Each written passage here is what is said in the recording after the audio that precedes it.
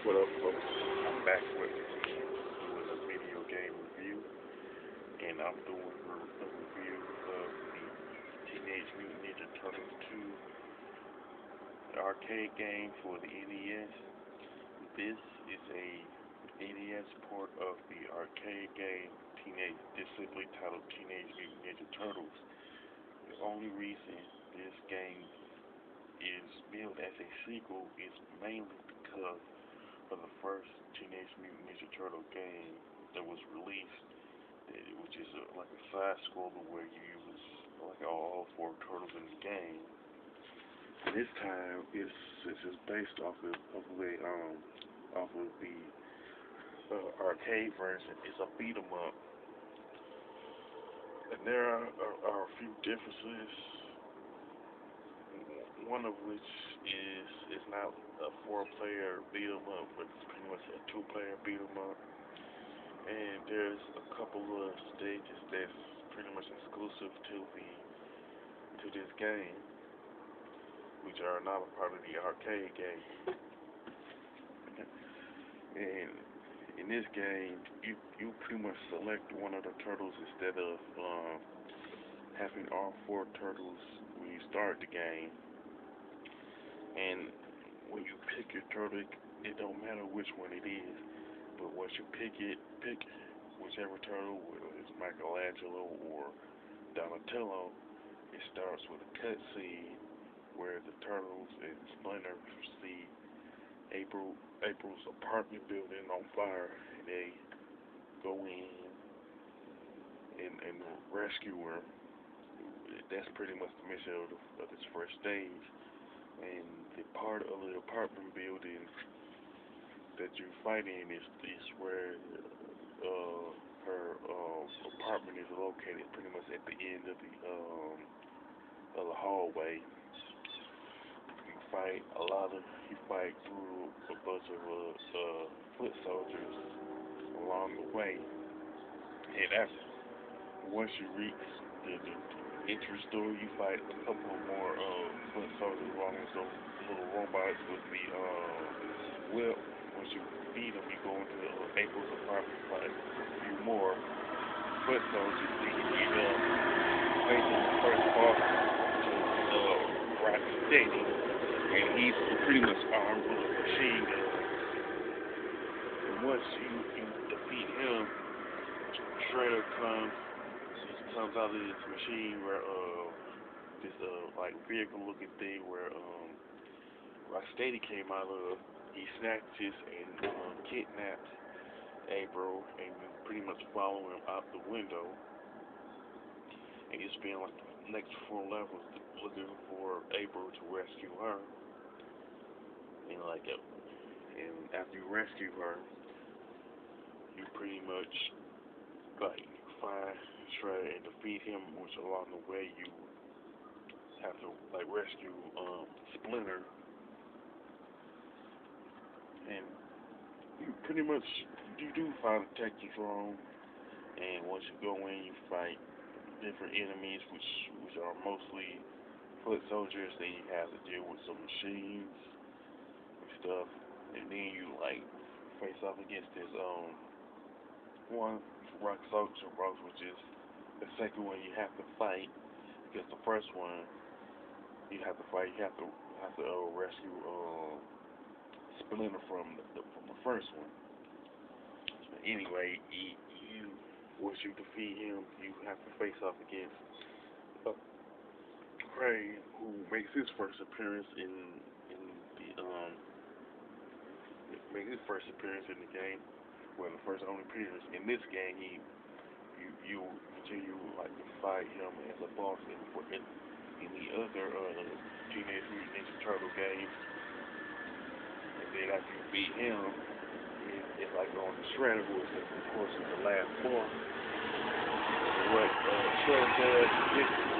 Shredder does is pretty much have a clone. You have to fight against him and his clone, which is like it's not easy, but it's not like insanely difficult to beat Shredder. Because it has to do with knocking the clone's helmet off first, then the real shredders. You knock the helmet off the real shredder after you knock off the fake shredder's helmet. And once you knock off the helmet of the real shredder, just defeat the clone and go on to defeat the shredder himself. The main reason is because once you like knock both of their helmets off, the real shredder won't be able to replicate another clone shredder. So you want to knock their helmets off as soon as possible, starting off with the fake shredder. Once you do that, it does do like this. The credits is pretty. In the credits and the graphics today, it's pretty good. It is pretty decent. One of the things that I do like about this particular game is that the enemies that you fight are based off the comic books and the cartoon series. Pretty much a few exceptions, like two of the bosses you've never seen before, and a couple of the enemies, a handful of enemies that's not in the comic books or the cartoon series. But the fact is, all of the majority of the enemies you do recognize them. Another one, it's got a pretty good soundtrack. From an overall standpoint, you won't get bored with them. From an overall standpoint, the graphics look good.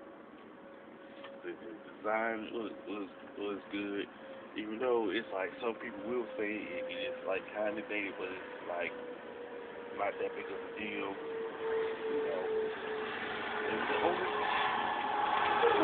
problem I had with the game is the controls in terms of the moves. You only had like three like moves. Your regular move, which is you can swing. Each time you press the button, you swing it in two ways, depending on which turtles you have. Then that's the jump kick and the special where you jump and swing your weapon at the same time, which instantly kills the foot soldiers and the other like regular enemies. Well, other than that, it's a pretty solid game. It's definitely better and longer than the first Teenage Mutant Ninja Turtle games. And as far as the difficulty, it's not as hard as the first game, but it does have its moments though. Especially like during the later levels, where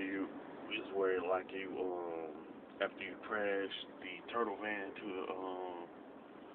this guardrail, that's when it the difficulty kind of goes up a little bit, especially when you fight that one the first rock soldier boss where you have to rescue Splinter. So it's kind of like the last three levels where the difficulty it pretty much increases from those when you look at the last three levels when you play through them. So it's kind of like, how will I score this game? What score will I get? But I take into consideration the slight difficulty spike, the gameplay not being having not aged that particularly well, which are like minor gripes and stuff. I would pretty much give it like an 8.5 out of 10 mainly because it's pretty much a good NES port of the arcade game.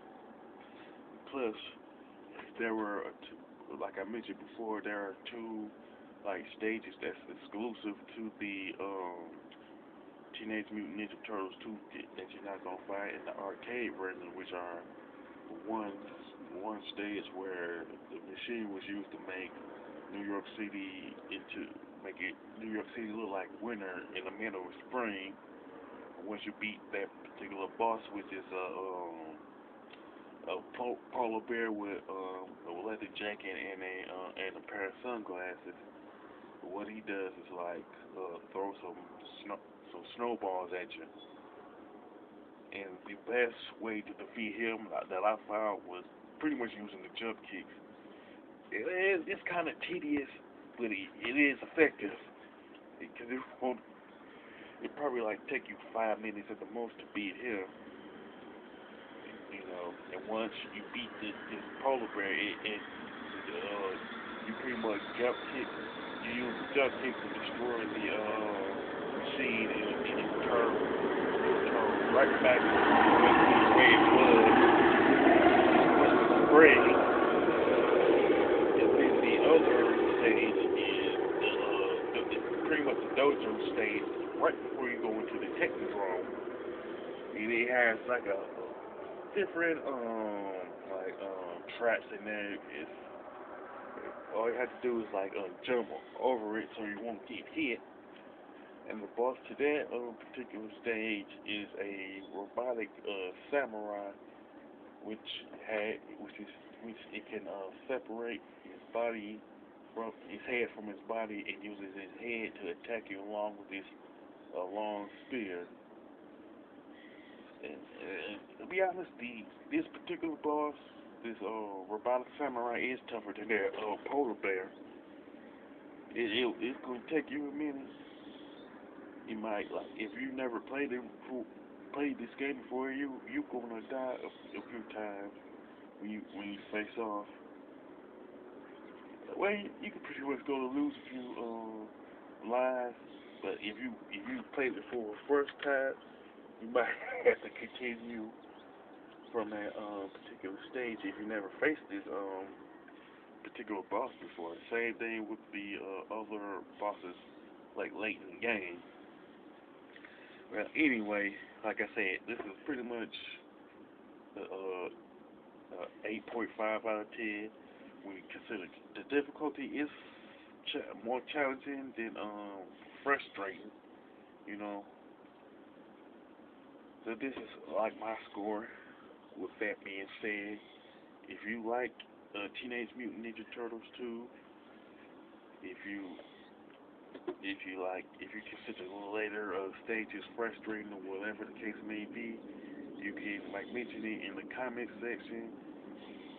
If you like this video, don't hesitate to press the thumbs up button and don't forget to subscribe. This is your boy Big Mike 5989 signing off.